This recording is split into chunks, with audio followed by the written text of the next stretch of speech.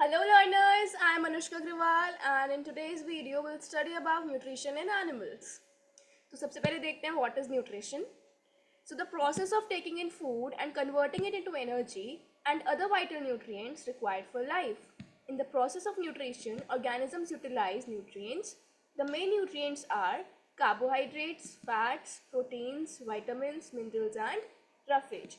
So क्या होता है न्यूट्रिशन का प्रोसेस? जो भी हम खाना खाते हैं उससे एनर्जी रिट्राइव करना and then its utilisation by our body is known as nutrition. जो भी उसमें खाने में न्यूट्रिएंट्स प्रेजेंट होते हैं वो हमारी बॉडी उसमें से रिट्राइव करती है, उसमें से निकालती है एंड हमारी बॉडी में जितने भी मेटाबॉलिक प्रोसेसेस होते हैं उनको करने के लिए उस एनर्जी को उस न्यूट्रिएंट्स को यूज़ करते हैं. So they are 5 steps involve in this process. सबसे पहले है ingestion. So the process of taking in food into the body is called ingestion. जिस प्रोसेस से हम खाने को अपने अंदर बॉडी के लेते हैं उसको हम बोलते हैं इंजेशन. फॉर एग्जाम्पल जैसे हम ह्यूमन्स हैं तो हम क्या करते हैं, हम अपने हैंड से बाइट तोड़ते हैं and we take it into our mouth.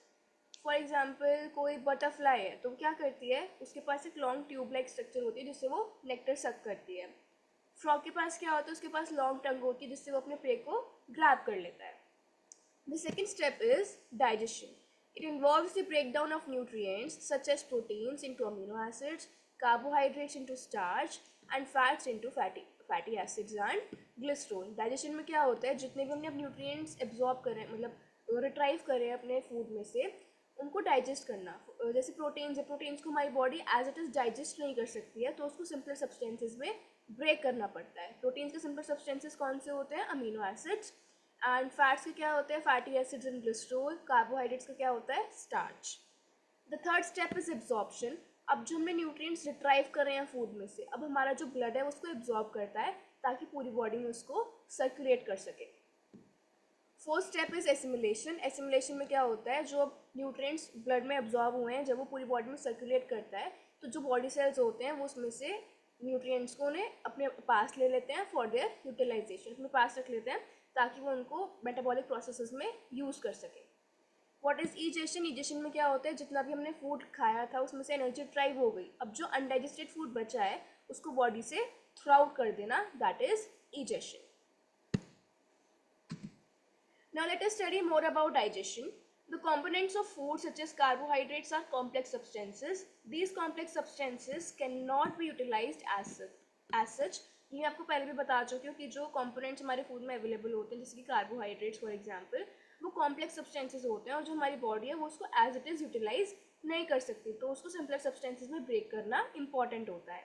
So they are broken down into simpler substances. The breakdown of complex components of food into simpler substances is called digestion. तो यही जो प्रोसेस है complex components को simpler substances में break करना, this process is called digestion. Let us study about digestion in humans. सबसे पहले क्या होता है, हमने फूड अपने माउथ के अंदर लिया, then it goes into the buccal cavity. जो ये हमारी पूरी कैविटी होती है माउथ के अंदर, दैट इज बकल कैविटी और oral cavity, both are same. फिर बकल कैविटी से क्या होता है, हमने फूड च्यू किया, वो फिर ईसोफेगस यानी कि फूड पाइप से पास होता हुआ हमारे स्टमक तक जाता है. Then from stomach it goes into the small intestine and from there it goes into the large intestine.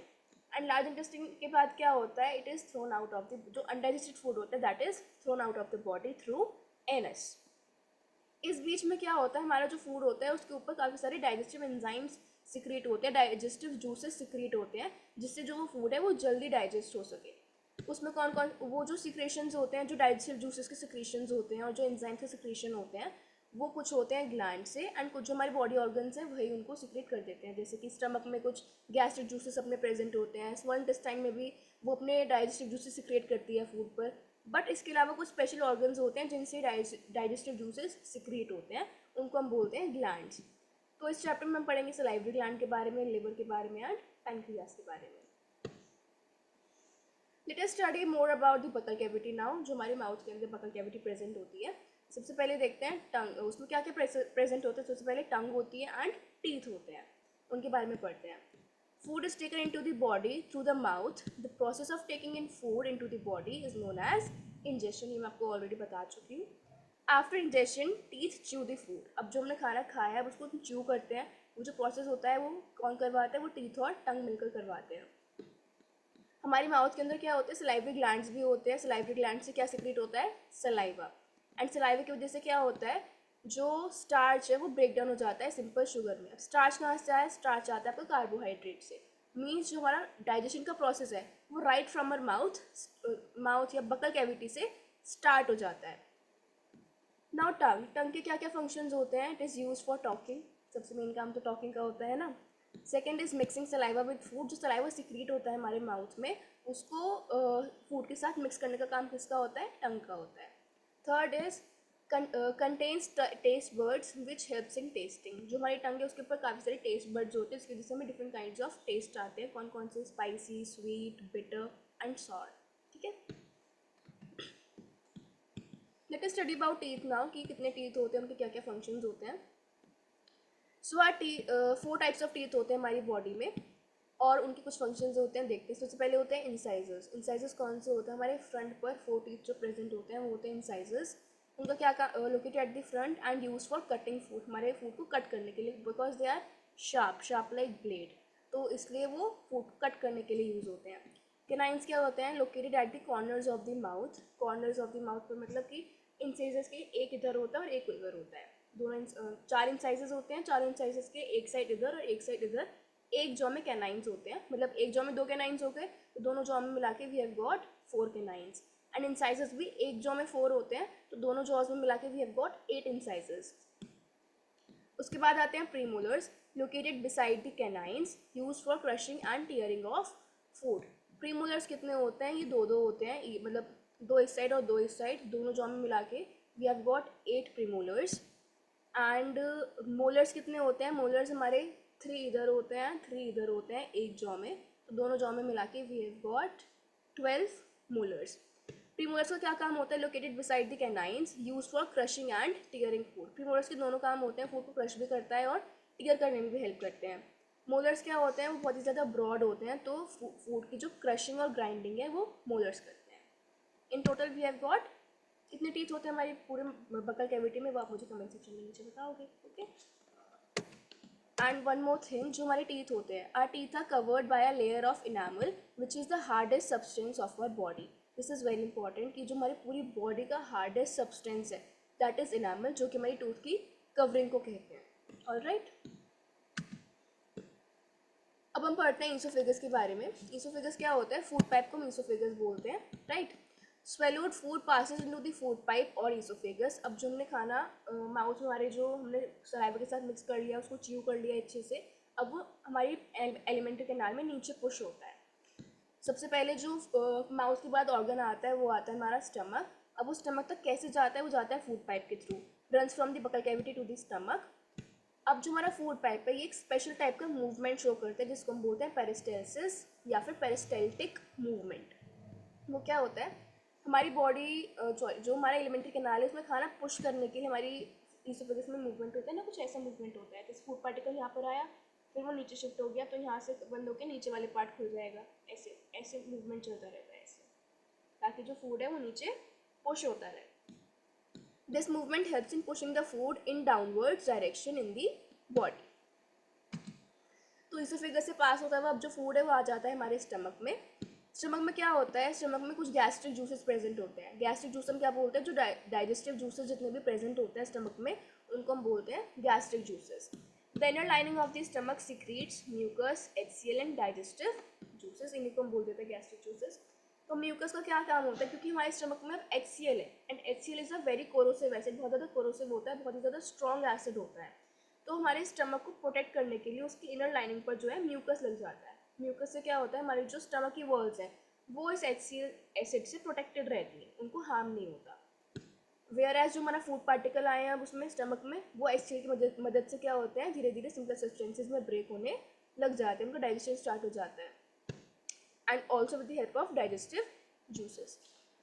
अब जो फूड है अब वो स्टमक से कहाँ पास होगा, वो स्टमक से पास होता है आपका स्मॉल इंटेस्टाइन में। स्मॉल इंटेस्टाइन में अब क्या क्या होता है, जो पार्शियली डाइजेस्टेड फूड आया है आपका स्मॉल इंटेस्टाइन में, इसमें बहुत सारे डाइजेस्टिव जूसेस सिक्रीट होते हैं। पेनक्रियाज अपने पेनक्रियाटिक जूसेस पे सिक्रीट कर देता है। जो लिवर है, लिवर भी अपने पेनक्रियाटिक जो डाइजेस्टिव जूसेस है वो उस पर सिक्रीट कर देता है। लेकिन लिवर कैसे करता है, एक तो सबसे पहले जो लिवर है, that is the largest gland of our body, सबसे बड़ा ग्लैंड है हमारी पूरी बॉडी का। वो क्या करता है, वो बाइल जूस सीक्रेट करता है जो कि गॉल ब्लैडर में स्टोर हो जाता है। गॉल ब्लैडर में स्टोर हो गया, अब जब digested food, partially digested food आपको स्मॉल इंटेस्टाइन में आएगा, तब बाइल जूस जो है गॉल ब्लैडर से आपका स्मॉल इंटेस्टाइन में रिलीज हो जाएगा। अब पैनक्रियाटिक जूसेस आ गए, बाइल जूस आ गया, स्मॉल इंटेस्टाइन के पास खुद भी डाइजेस्टिव जूसेस प्रेजेंट होते हैं। तो इस सारे डाइजेस्टिव जूसेस मिला के क्या करते हैं, पार्शियली डाइजेस्टेड फूड को कम्प्लीटली डाइजेस्ट करवाने का काम करते हैं। In the intestine, carbs are broken into simpler sugars such as glucose, fats into fatty acids and cholesterol, and proteins are broken down into amino acids, right. ये जो bile juice होता है, जो सीक्रेट होता है, an important role in digestion of fats. Especially जो bile juice है, इसलिए क्या काम होता है इसका, फैट्स को डाइजेस्ट करवाने के लिए बहुत ही इंपॉर्टेंट होता है। अब देखते हैं, अब जो खाना डाइजेस्ट तो हो गया है, अब वो एब्जॉर्प्शन कैसे होता है स्मॉल इंटेस्टाइन में उस खाने का। The digested food will pass into the blood vessels in the wall of the small intestine. This process is called absorption. अब जो स्मॉल इंटेस्टाइन में हमारी जो ब्लड वेसल्स प्रेजेंट होती हैं, उनमें ब्लड होता है, राइट। अब जो डाइजेस्टेड फूड है वो ब्लड वेसल्स में जाकर एब्जॉर्ब हो जाता है। अब ब्लड वेसल्स में क्या है, ब्लड होता है, तो बेसिकली ब्लड में जाकर एब्जॉर्ब हो जाता है। कैसे होता है, फिंगर लाइक आउटग्रोथ्स होती हैं, यानी कि उनको हम बोलते हैं विलाई। हमारी पूरी स्मॉल इंटेस्टाइन में विलाई होती हैं।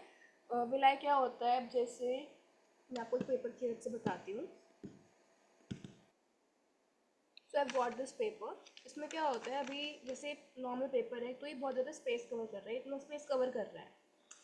एंड वॉट इज, मैं इसको फैन फोल्ड कर देते हैं।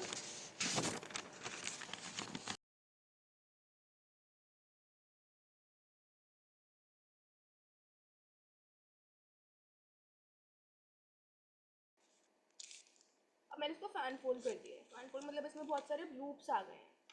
तो इन लूप्स की वजह से अब क्या हो रहा है, पेपर तो सेम है बट अब ये कम स्पेस ले रहा है। पहले इतना स्पेस ले रहा था, अब ये केवल इतना ही स्पेस ले रहा है, राइट। तो स्पेस कम यूज हो रहा है लेकिन पेपर उतना ही है। तो कम स्पेस में ज़्यादा विलाएँ आ सके, ज़्यादा एब्जॉर्प्शन एरिया बढ़ सके, इसलिए जो ये विलाएँ हैं ये होती हैं हमारी स्मॉल इंटेस्टाइन में। विलाएँ भी क्या होते हैं, लूप, बहुत ही फिंगर लाइक प्रोजेक्शंस होती हैं, ऐसे बहुत सारे लूप्स होते हैं हमारी पूरी स्मॉल इंटेस्टाइन में, जिससे सरफेस एरिया इंक्रीज हो जाता है for the absorption of digested food. Now build complex substances such as proteins. This is called assimilation. अब जो डाइजेस्टेड फूड है उसमें क्या होता है, बॉडी को अगर हमें यूज़ करवाने हैं वो जो न्यूट्रिएंट्स हैं, तो उनको वापस से थोड़े जो यूटिलाइज, जिस फॉर्म में वो यूटिलाइज हो सके उन फॉर्म में कन्वर्ट करना पड़ता है। इसको बोलते हैं हम एसिमिलेशन। जो हमारी बॉडी है उसको यूज़ करते करते वापस से क्या बना, जैसे अमीनो एसिड्स थे, तो अमीनो एसिड से वापस से प्रोटीन्स क्रिएट हो जाते हैं आफ्टर यूटिलाइजेशन, राइट। क्या होता है सेल्स में, जैसे C6H12O6 है, this is the formula for glucose, and plus oxygen भी होती है हमारी बॉडी में, तो 6 मॉलिक्यूल्स ऑफ O2, ये मिलकर क्या बनाते हैं, कार्बन डाइऑक्साइड के 6 मॉलिक्यूल्स प्लस वाटर के 6 मॉलिक्यूल्स, जिनसे हमें एनर्जी मिलती है।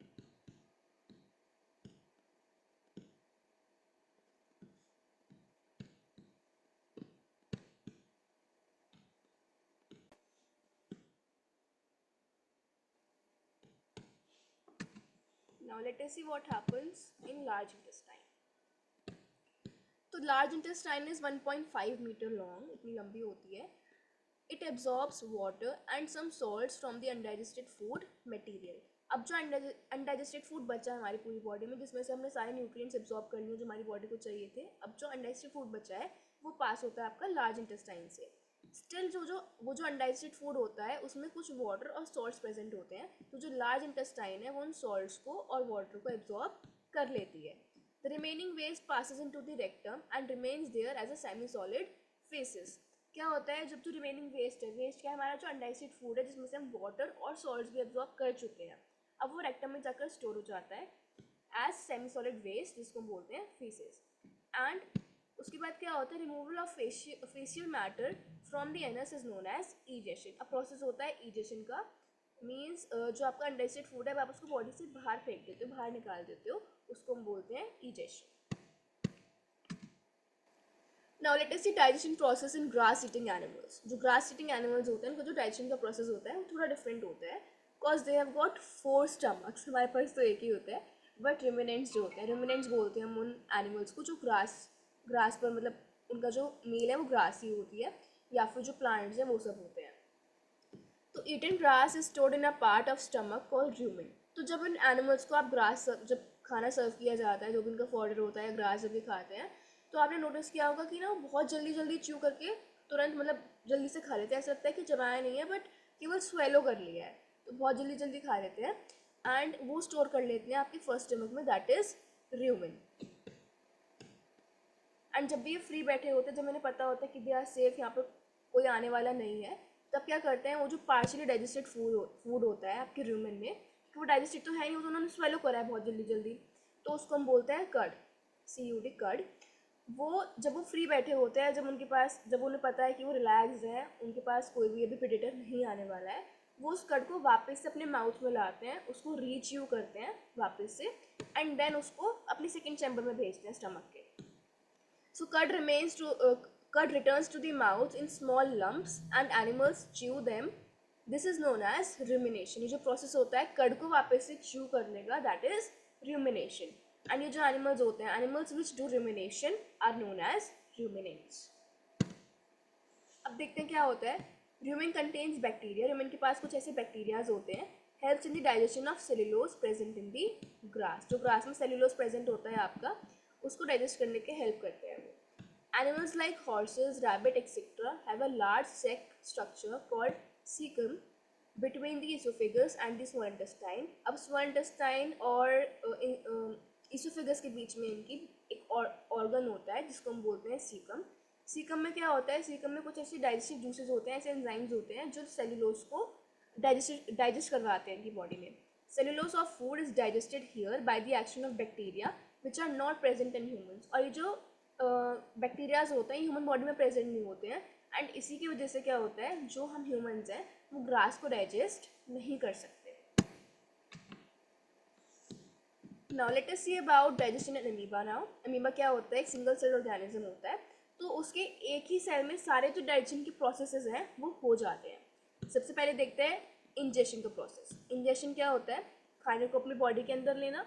तो जो अमीबा होता है बहुत ही, इसकी कोई फ्री शेप नहीं होती, ये रेगुलर शेप्ड होता है, कोई सी भी शेप ले लेता है। जैसे वो नहीं होती है स्लाइम, नहीं होती है स्लाइम की तरह होता है, कभी भी कोई सी भी शेप ले सकता है। तो उसके पास एक न्यूक्लियस होता है, एंड जब इसको दिखता है कि इसका जो और नॉर्मली पाया जाता है पॉन्ड वाटर में या स्टेगनेंट वाटर में, जो हुआ पानी होता है काफ़ी टाइम तक, उसमें ये पैदा हो जाते हैं। तो अब ये जो फूड पार्टिकल है, जब इसको दिखता है कि इसके पास आ रहा है, तो क्या करता है अपनी बॉडी से ना ऐसे फॉल्स फीट निकालता है। फॉल्स फीट हम किसे कहते हैं, क्योंकि ऐसा लगता है कि इसकी बॉडी की फॉल्स फीट है और उसको अपने फूड पार्टिकल को अपने अंदर ग्रैब कर लेता है। तो ये जो उसके फॉल्स फीट होते हैं इनको हम बोलते हैं स्यूडोपोडिया। ठीक है, अब उसने ग्रैब कर लिया, तो वहीं पर क्या करता है, उसको ग्रैब करके एक छोटा सा फूड वैक्यूल बना लेगा। वो जो फूड पार्टिकल है वो फूड वैक्यूल के अंदर रहता है। फूड वैक्यूल के अंदर सारे जो डाइजेस्टिव एंजाइम्स है, जो उसकी बॉडी की डाइजेस्टिव जूसेस है, वो सिक्रीट होते हैं। फूड का एब्जॉर्प्शन होता है, फिर फूड का एसिमुलेशन होता है, पूरी जो साइटोप्लाज्म होता है इसका, जो अपने सेल है उसमें स्प्रेड कर देता है डाइजेस्टिव न्यूट्रिएंट्स को। एंड जो अनडाइजेस्टेड वेस्ट मटेरियल है वो उसको अपनी ही जो सेल वॉल होती है उसी को थोड़ा सा तोड़कर वहाँ से रप्चर कर कर जो उसका अनडाइजेस्टेड फूड होता है वो उसको बॉडी से थ्रू आउट कर देता है। अब इसका जो डायग्राम है वो बहुत इंपॉर्टेंट है, तो वो आप लोग प्रिपेयर कर लेना, एग्जाम में आने के बहुत चांसेस रहते हैं। राइट, कुछ है नहीं वैसे डायग्राम में, आप फ्री ड्राइंग कर सकते हो, फ्री हैंड ड्राइंग कर सकते हो, कि कोई शेप ही नहीं है अमीबा की। Right, now let us see about some important questions and terms. सबसे पहले टर्म्स देखते हैं, what is nutrition, I have already discussed this. Now ORS क्या होता है, that is oral rehydration solution. What is this, this is oral rehydration solution.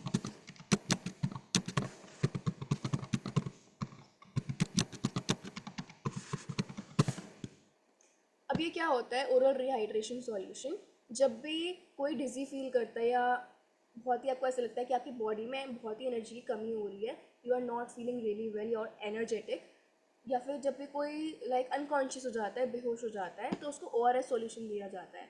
Oral, जैसे आपको word पढ़ के समझ आ रहा है, ओरल रिहाइड्रेशन सॉल्यूशन आपकी बॉडी को रिहाइड्रेट कर देता है, आपकी बॉडी में इंस्टेंट एनर्जी आ जाती है जिससे आप बेटर फील करते हो. This is oral rehydration solution. Digestion हम डिस्कस कर चुके हैं, peristalsis we have already discussed, right. अब क्वेश्चंस देखते हैं. सबसे पहले explain the steps involve in the nutrition process of an organism. ये हम डिस्कस कर चुके हैं, जो आपको स्लाइड पर दिखाया था वो जो स्टेप्स होते हैं, 5 steps of nutrition process in organisms. Why do cause and buffaloes keep moving there mouths. कहीं कहीं पर भी काउज बफेलोज को आप बैठे हुए देखते हो तो वो हमेशा अपना जो माउथ है ना वो हिलाती रहती हैं, च्यू करती रहती है अपने फूड को. इसका भी रीज़न मैं आपको बता चुकी हूँ जब मैंने रुमिनेशन पढ़ा था कि वो हरी में खाना खा लेती है जब तो उनको सर्व होता है, बट बाद में जब वो फ्री रिलैक्स बैठी होती हैं तब वो अपने कड को वापस लाकर अपने माउथ में उसको रीच्यू करती है. Now why can humans not digest grass. इसका भी रीज़न मैं आपको ऑलरेडी बता चुकी हूँ कि जो ग्रास ईटिंग एनिमल्स होते हैं उनके पास एक स्पेशल ऑर्गन होता है सीकम. उनके पास ऐसे बैक्टीरिया प्रेजेंट होते हैं जिसकी वजह से जो सेलुलोज प्रेजेंट होता है ग्रास में वो उसको डाइजेस्ट कर पाते हैं. बट जो हम ह्यूमन्स हैं उनके पास ऐसा कोई भी ऑर्गन नहीं होता, ना ही वो बैक्टीरियाज प्रेजेंट होते हैं हमारी बॉडी में जो सेलुलोज को डाइजेस्ट कर पाएँ. Explain how amoeba derives it's nutrition. ये मैं आपको ऑलरेडी बता चुकी हूँ. Explain the process of nutrition in grass eating animals और रुमिनेंट्स. ये भी हम ऑलरेडी डिस्कस कर चुके हैं. So I hope this was helpful. And आपको कोई भी और डाउट है इस चैप्टर में या किसी भी और चैप्टर में, you can comment me in the comment section below. I will surely consider that. So do share this video with your friends, right? I hope this will help you in your exams definitely. Thank you so much. See you in the next video. Bye bye.